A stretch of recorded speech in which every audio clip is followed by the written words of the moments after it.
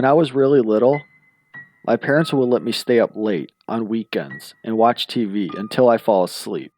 I really loved these times, and I would stay up later than anybody else just because I could. Well, one night, I was almost asleep on the couch when I heard a noise on the front porch. It was the sound of our old-fashioned porch swing moving back and forth.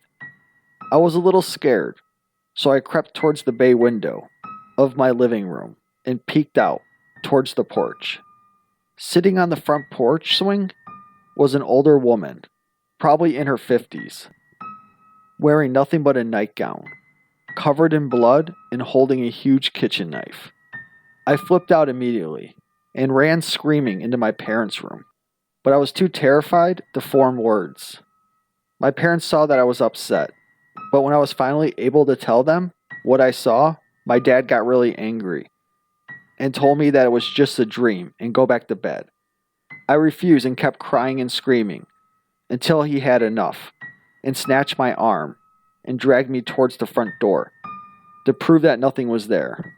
I kicked and screamed all the way, trying to make him stop, but he kept pulling me.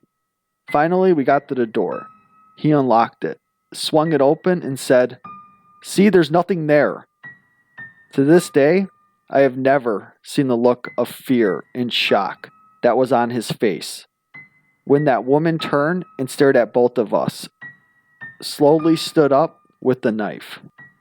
My dad slammed the door shut and got my mom to call the police while he went to get his gun. He went back to the door with a 12 gauge and cracked the door enough to stick the barrel out. He asked her what she was doing, and she said somebody killed her husband, but it wasn't me. My dad told her that the police were coming, and she freaked out, grabbed the knife, and walked away. The police found her 15 minutes later, trying to break into our neighbor's house. I never slept in the living room again.